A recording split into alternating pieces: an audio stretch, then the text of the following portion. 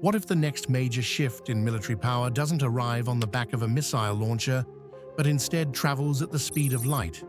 No roaring engines, no smoke trails cutting through the sky, just a silent, focused beam, capable of disabling threats in seconds.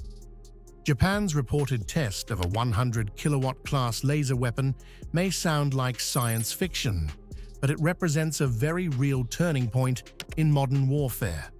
This development isn't just about a new weapon system, it's about how future conflicts are fought, how long nations can endure pressure, and whether advanced technology can outweigh sheer numbers in a prolonged war of attrition.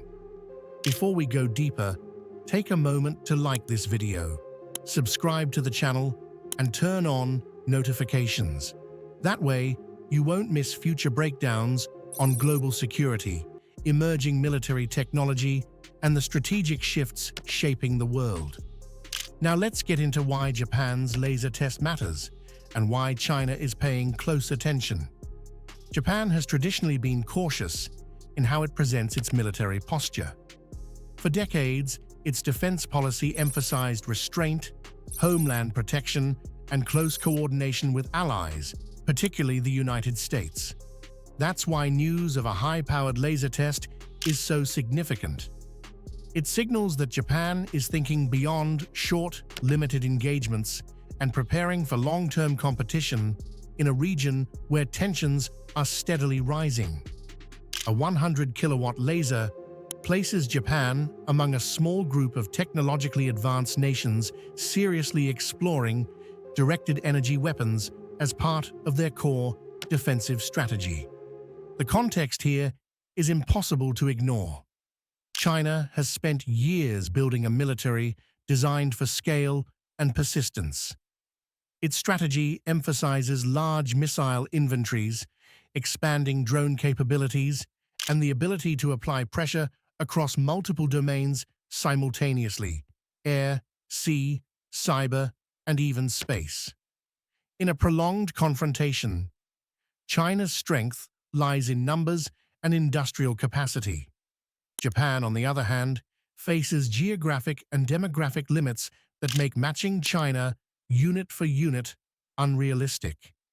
Instead, Japan's defense planning focuses on precision, efficiency, and technological leverage.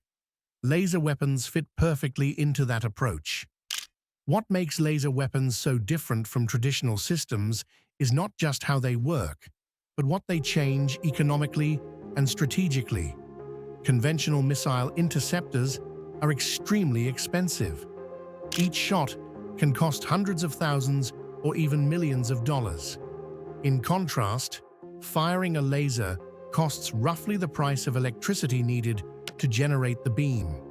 In a war of attrition, where the goal is to exhaust an opponent's resources over time, that cost difference becomes decisive.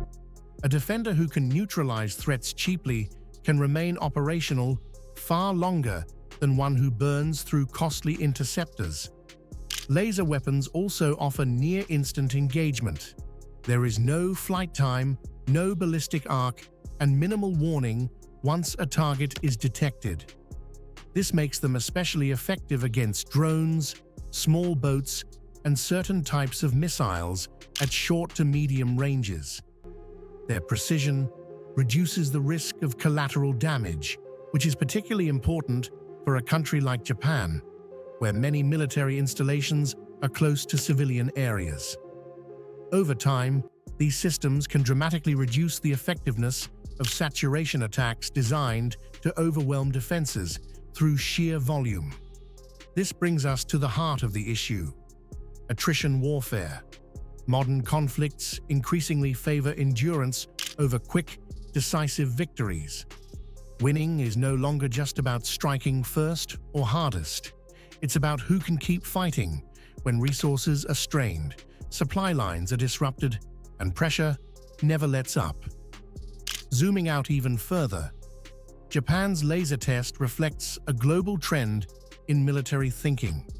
Warfare is moving towards systems where energy replaces ammunition, software is as critical as hardware, and sustainability becomes a key measure of strength.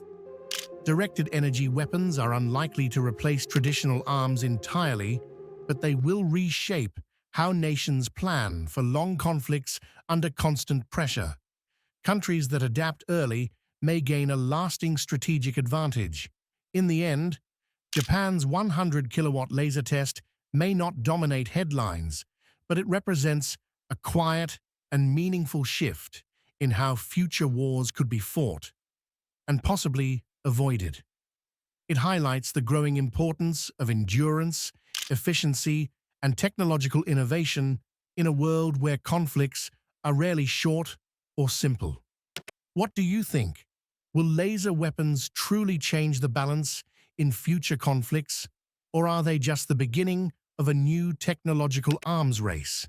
Share your thoughts in the comments.